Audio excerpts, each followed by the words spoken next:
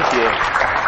Hey, well, welcome to session number 1. I'm glad everyone could stave off hangovers and whatnot to be here. Hopefully the talk is worth your while. Luke and I are here today to talk about the future. Oh no! Already. In the future, there are never any tech problems. Yeah, because it's all done by AI. Cool. All right. No, we're okay. This, so I know we kind of got introduced. Luke and I, we work with XWP. That's a WordPress agency that kind of here in Australia and around the world, and we do sort of large scale WordPress things. When we say we want to talk about the future today, we're not necessarily talking about the 100 years from now interstellar space travel, sci-fi kind of stuff that you're probably much more interested in. We're talking like the 2020s and like the near future and some aspects of technology that are that far away. I mean, 2020 sounds so distant, doesn't it? But really, it's just over a year away. 1 year away, right? It's like a year and a couple months away, 2020. So we're really just here to talk about the next 5, 10, 15 max years, so that we're not trying to make these crazy forecasts about AI working collaboratively with humanity to create a beautiful, shared, blissful utopia, but actually just looking at the stones that are already rolling and being able to predict where they're going to land in just the next few years. Yeah, I think it's important we start with like just a little thought experiment to help shape any conversations that we have about the future. Think with me for a second, if we were to go back in time, 200 years, to say 1818, and take sort of a random person off the cobblestone streets and bring them forward in time, and to this day and age, and for them to encounter the amount of technological development that we live and breathe every single day. And for them to see these metal boxes hurling at hundreds of kilometers up the road, huge metal things shooting through the sky across continents, speaking to screens with people talking back from the other side of the world in real time. I mean, they're not even the cool ones. I mean, we have an International Space Station, and someone recently shot a car into space, and music that plays wirelessly from things sitting around. I mean, all the things that we probably just tend to take for granted. But for someone to come from the context of 1818 to 2018, the experience will be so jarring that you could probably suggest this person would actually have a mental breakdown trying to comprehend the current nature of what we're able to do. I mean, I have a mental breakdown when I try to comprehend it, and I'm not even from 1818. There you go. Maybe you are. Think this, right? Let's say we go back to 1818. And we go back 200 more years to like 1618, and we find someone and bring them forward to 1818. Now, the rate of change over that time, they might be mildly impressed by some of the, some aspects of technology. Maybe some early industrialization is happening, maybe some more commerce, maybe some more travel, exposure to other cultures and ideas, but certainly not to the level that this person is going to have a mental breakdown. They might be just mildly impressed. Because you see, our mistake often is to think that technological development is linear, that it happens in a straight line rather than exponential. And you see, technology changes over time, in this exponential way. And as futurists, maybe you've heard of Ray Kurzweil. He talks about this the concept of accelerated returns. That the more we advance, the faster we get at advancing, and that from the rate of change in the year 2000 was like 5 times the rate of change for the entire 100 years before that. In fact, that he would suggest that at the rate of change of the year 2000, it would only take about 20 years to accomplish an entire century's worth of change. But as we get faster, he suggests that then it drops down to about 5 and about 7 years. And he's suggesting that he kind of suggested by about now, by 2020, we could see an entire century's worth of change several times in a year. And our mistake would be to think that the future looks like the past. I mean, we don't think that, but our mistake would really be to think that the future will change in the same rate as the past. We're heading into a future, like 10 and 15 years away from us, that could be so radically different. It could be like pulling you from 200 years ago to now. The same change to go from now to 2030. right? Maybe 2025. We could be being wild, but there's no reason to not think that's the case. Now, all that said, though, Brendan, Yeah. even though exponential change should be expected, what we're doing today is looking at a couple of pieces of key technology that we can see progression in over time and just forecasting that out at a regular rate of change. So even though some of the things that we're going to be talking about might even seem a little fantastical to you, they should be considered as more conservative guesses. Yeah. I mean, and the whole point of this is that if we fail to plan, we plan to fail. In the year 2000, Reed Hastings, the CEO of Netflix at the time, went to the CEO of Blockbuster and said, "Hey, I'd like to kind of handle your online division and what you're doing here." Got laughed out of the room. I mean, we know the story. 10 years later, Blockbuster is bankrupt, and Netflix is worth 10 times the amount Blockbuster was ever worth. The reason we're here talking about this is so that we can kind of just identify some areas that are at least interesting and think, well, what could we be doing to prepare for the future? And unfortunately, you have to listen to us talk about that for the next little while. These are the 4 areas that we're just going to dance through these really quickly, and you could spend a whole talk on any one of them. So please, we're just going to dance very quickly through self-sovereign identity, social data, AR and VR, and the Internet of Things. Luke, kick us off with... Self-sovereign identity. Those might be 3 words you've never heard put together before. Has anybody heard of that concept? Very, very few people, and some of them only because I've talked to you about it before. But I think this is going to be an idea that we see come up more and more and even become a really important part of culture over the next 10 years or so. So you might be thinking, what the heck is self-sovereign identity? Well, let me explain it with another term you might be more familiar with, is the word blockchain. Who's heard of that word? Well, you might be thinking, what the heck is the blockchain? And that's a whole talk in itself. I won't dive too much into it, except to say that you can think of the blockchain as a way of securely storing data in a distributed way. So you probably think of, when you think of the blockchain, you probably think of cryptocurrencies, right? It's synonymous with Bitcoin and Ethereum. But although these cryptocurrencies, they are built on the blockchain technology, the blockchain isn't limited to only servicing these financial technologies. We can use the blockchain for other things. So what if you took all of your personal data, all of the information about yourself, your name, your address, your passport, your driver's license, your email address, your phone number, all of that personal information, and stored it safely and securely on a blockchain in a distributed manner? So we're not doing that right now.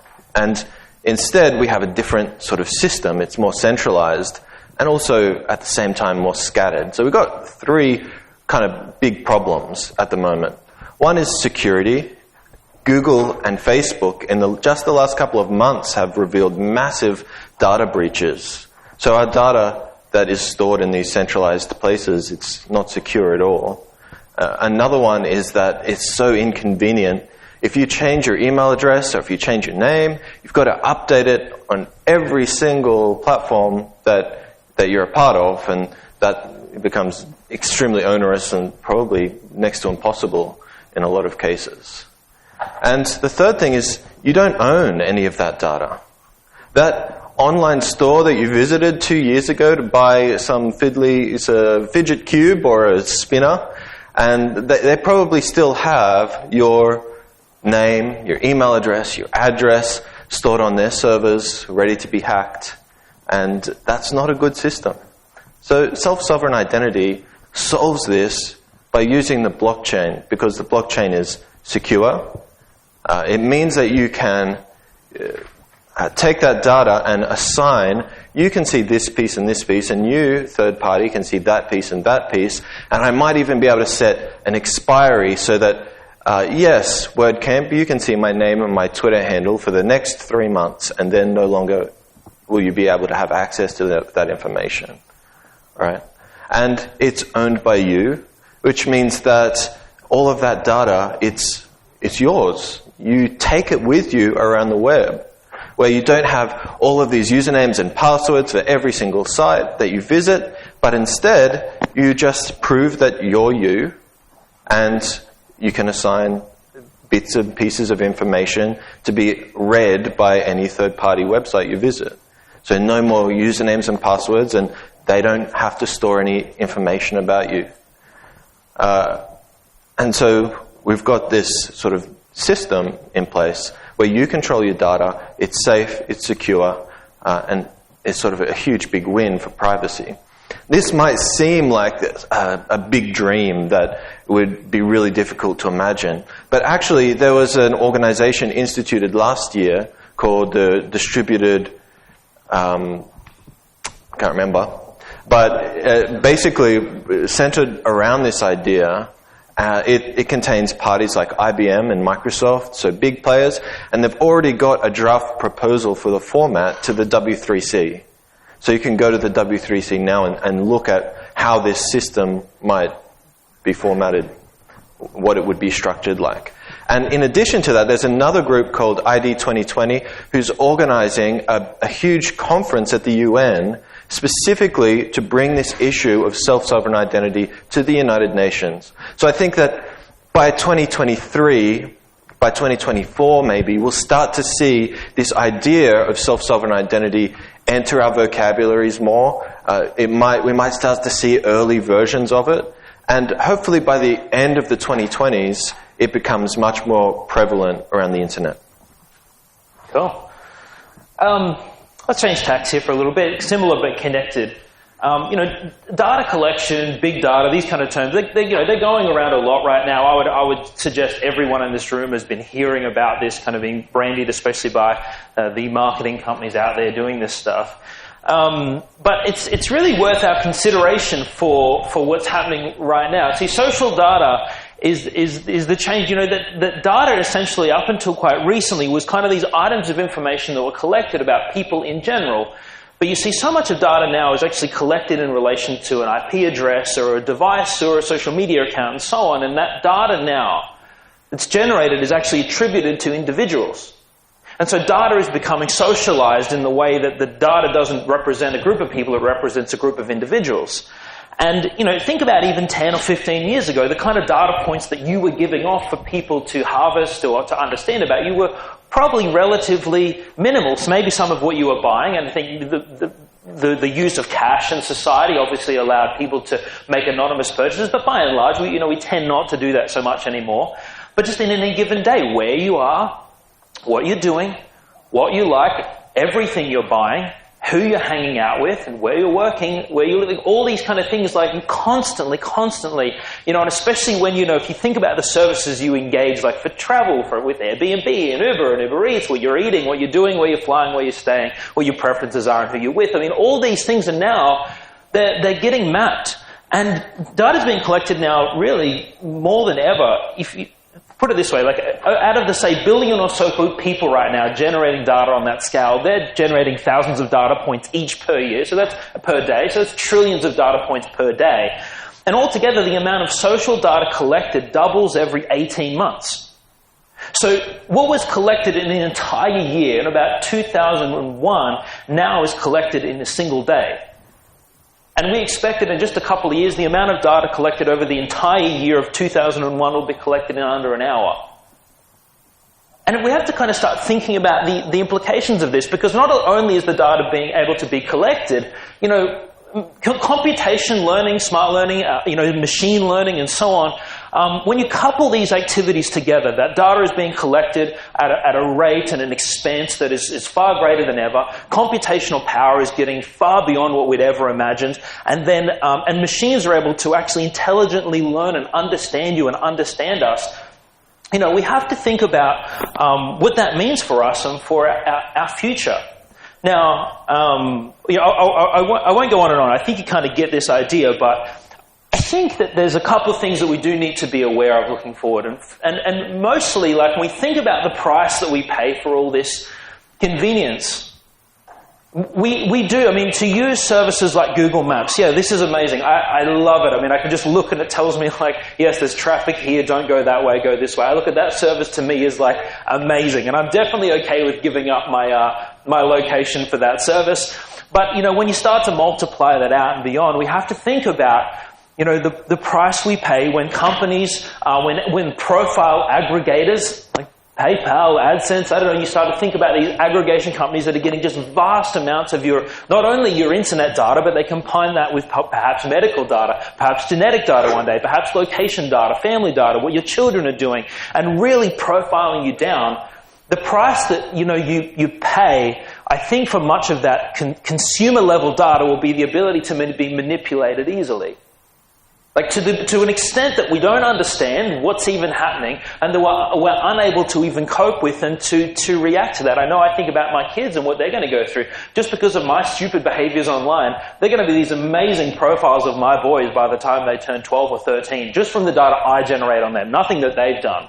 And that they will be ripe for manipulation by companies who know everything about them and what they should be doing. We have to think about that. I mean, there's another realm for security and surveillance. I mean, the price you pay for security in order to be, to lose your privacy, that's another piece of this that we don't need to go into. But I don't want to remain all doom and gloom. The problems that we'll be able to solve. I mean, humanity is a long way off, and we'll touch this later, a long way off from solving the problems that we can and living the kind of lives that we should as people. And the processing of data, the collection of it and the use of it intelligently and let's hope ethically, I think will be, can pave a beautiful experience for many of us into the future. We just have to kind of be aware of this, I think, where it's headed. And we want probably two main things that I tend to think of things that we should be looking for. And for many of us in the room, perhaps giving. I mean, if you are a site owner, a product owner, a service giver, you fall into the category of people probably doing this, right? That we seek transparency of what we're doing and choice for people to participate and be involved in things that they probably aren't understanding or equipped to deal with. Lee. Okay. In the same way we were hand-wavy about the future, we can also do it virtual reality. So, in the same way that personal computers transformed the entire globe in the 1990s, and in the same way that the internet just changed the world in the noughties, and in the 2010s, smartphones completely transformed society, how we communicate to each other, I really believe that the 2020s is the decade of virtual and augmented reality. Virtual and augmented reality are already, have come quite a long way. In fact, I'd hazard a guess that there's a good number of people in this room who have tried, modern day VR. Put your hand up if you've tried VR already. So, around 50% of people here. And of course, everyone's tried augmented reality. Put your hands up if you've not played Pokemon Go. Ooh. Oh, what? No, you're lying. Guys, come on. You're lying. Don't be ashamed. I know some people who still play Pokemon Go. Anyway. Woodsy. So actually VR isn't a new technology. It was invented in the 1960s and really heavily studied in American universities alongside other reality bending, reality building ideas like nanotechnology, lucid dreaming, and of course everyone's favorite, psychedelics. Wow. And so there's a little bit of a connection there. But these days, VR has really progressed to the point where it's consumer ready. You can go and buy a VR headset off the shelf. And granted, right now it's still a little bit out of reach in terms of finances for most people. This one here is a standalone AR headset. So you see through the lenses and it puts things back into your eye, adds to the world. And you can buy these in the United States right now for about $2,500. My home VR setup, which is sort of state-of-the-art consumer VR, costs about $3,500, and that was a little bit over a year ago. So it's a little bit out of reach for most people. But the technology is continuing to advance at quite a fast pace, and the price is continuing to come down to the point where next year Oculus are releasing a headset called the Quest. You should look out for it, which has full room scale tracking, so you can walk around your environment, full hand presence, so you can see your hands in VR, and state-of-the-art optics, like high-resolution displays for $400 US. You don't need a computer to power it standalone. So I think this product in and of itself will be pretty world-changing, but you can really imagine that by 2021, 2022, VR and AR will have their iPhone moment where they start to really enter common use in society, right? And it's going to start influencing the way we educate, the way we entertain. What better way to learn about the planets? I sat with my son, and we sat together in a rocket ship, and we were surrounded by the stars, and we traveled through the planets at the speed of light. We could change our scale so we were as big as the sun, and we experienced this together while we learned about the planets. What better way to learn about the planets than to experience it? So when we start to think about how is this going to influence the web, there is one thing that I think that we need to keep in mind to ground us. And that is that for thousands of years, humans have communicated in 2D, with the written word, with pictures, paintings. And so I don't think that in the next 10, 20 years, we're going to suddenly transform the way we communicate mathematics or poetry into some weird 3D art form. But instead of, making Wikipedia in 3D, I think what we'll start to see instead is VR and AR providing additional context to the content on the web. So if you're a web developer here, maybe you want to start thinking about what sort of space would my content best be presented in? How could I set the mood with the environment around the viewer or around the person who's experiencing this website? And you can really start to think out of the box in terms of how is my 2D information displayed. It doesn't have to be in a square window. It can be in any particular place in 3D space.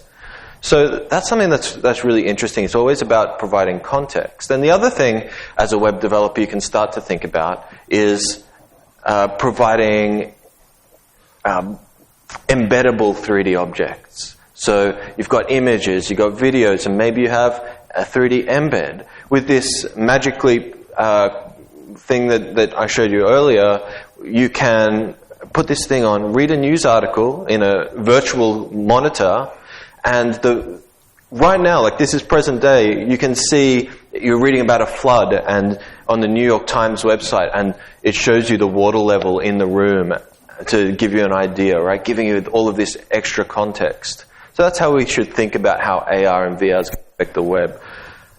Over to you. Yeah, sure. The IoT, I mean, this is, once again, a concept that I think for, most people are fairly well aware of. We're watching it happen, and certainly not anything particularly new. But I think the thing to be aware of here, much like the data piece, is actually, kind of the scale of projection and the scale of where this is headed. International research firm Gartner, they suggested there were about 3.8 billion devices, online in 2016, that by, into early 2020, suggesting it'll be as much as 25 billion.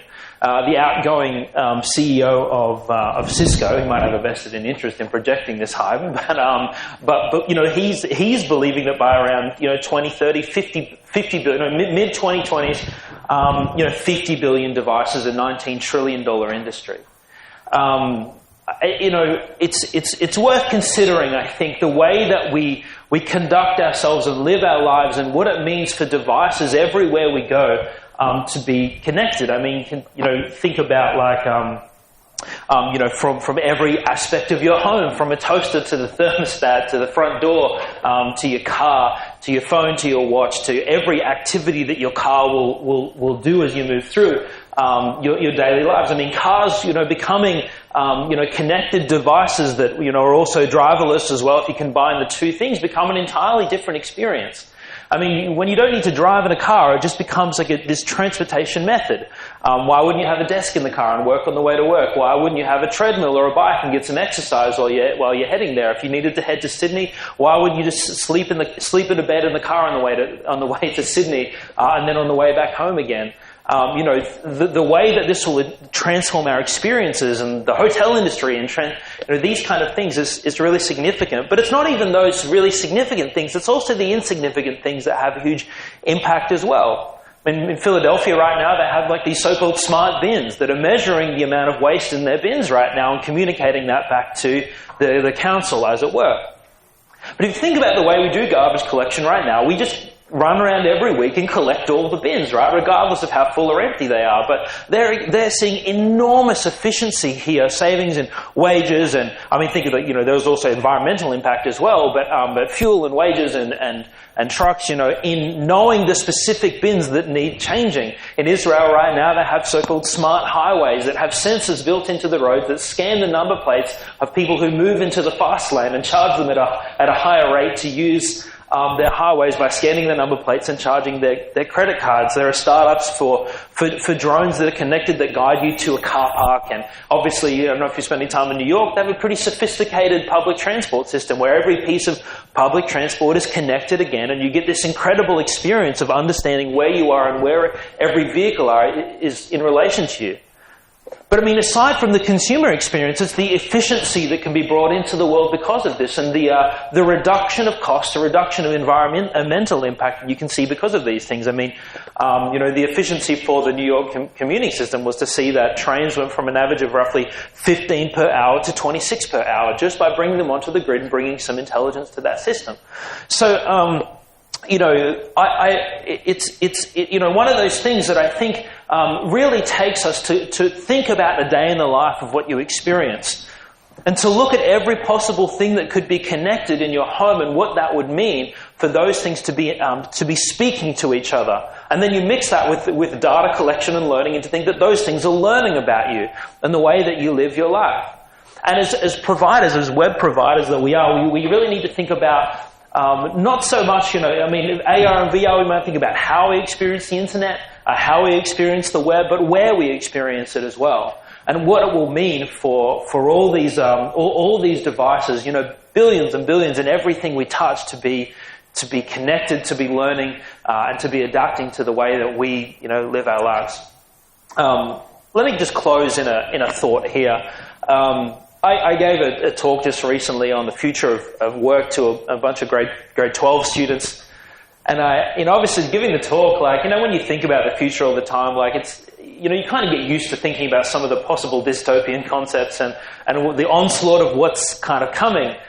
And I could see to them it was quite a jarring experience, especially when you combine some of these concepts with automation, with artificial intelligence, robotics, and what that will possibly do to the state of the world in the next 15 and 20 years. And a young girl came up to me afterwards and she was like, well, what's going to happen to us? What are we going to do? What are we as people going to do? And I was like, well, look, it's not the first revolution that humanity has been through. It's possible that this one is very different, and we don't want to be naive about this. I mean, we saw, what happened to horses during, the motor vehicle revolution. We didn't find a new use for horses. They actually just became completely redundant. Horse population peaked in 1912 and has never recovered, right? But I think it's important to think that, and I quote the words of futurist Gerd Leonard in saying that the future is more exciting than we think. That there's so much for us as people to do. So, you think about the way we experience medical care around the world, what we're doing to our environment, the kind of lives that we lead. There are so many problems to solve. There are so many places that we can go and we can improve as a people that I choose to take the perspective that technology will lead us on to solve bigger and better problems in a way that is great for all of us. And I don't believe in being naive about the future. I believe that we aren't blockbusters being ill-prepared for the future, but I'm not out there to be scared of the future, to be frightened. I choose to think like that we can be optimistic about the future of our world, and that, if I even think about what WordPress represents and who we are in this community, being partakers and owners of a third of the web, our responsibility for the piece of the future that we are projecting towards as well, and what all of our personal responsibilities are in seeing the future for us and our children that we want to see exist. Cool. Anything you want to add to that? Well, I would say in your words, cool beans. Cool beans. Cool beans. All right, cool. That's the talk. I think that's. Oh yeah.